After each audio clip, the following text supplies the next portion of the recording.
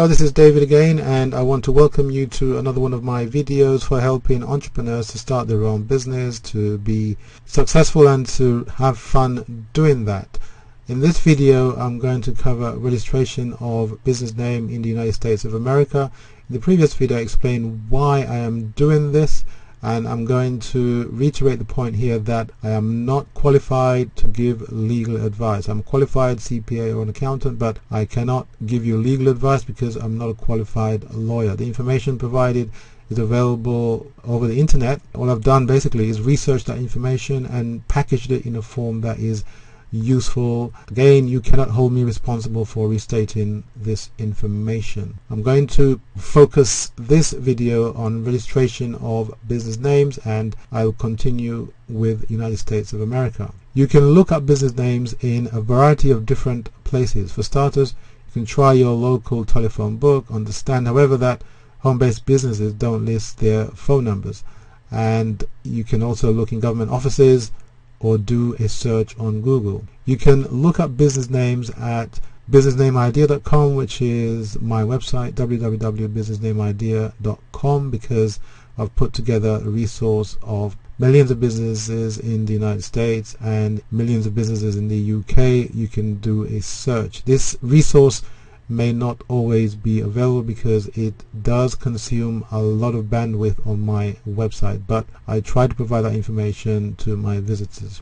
As far as registration of business names in the USA is concerned, now after you go through those sources, you can try trade directories, the Federal Trademark Register, and listings of corporate business names from your Secretary of State. If that all sounds kind of like pain in the neck, which it certainly is, you can hire someone to do a search for you. Now, when you have finally settled on a name, it may be worth your time and money to obtain a trademark from the US Patent and Trademark Office. Some people say patent, but nonetheless this is the US Patent and Trademark Office to protect your business name and your logo.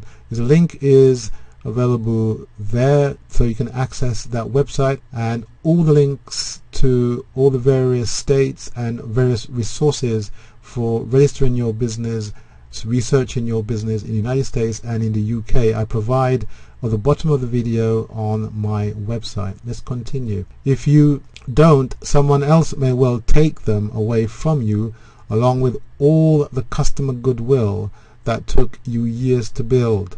Now, other places to search include local courthouse, county recorder, and the office in your state responsible for registering business names. You can also search internet yellow pages such as switchboard.com, infospace.com, and search engines such as google.com, or the web, MSN, and Yahoo. If the name you have chosen is not your name, you'll be required to file a fictitious business name statement, also called doing business as, DBA.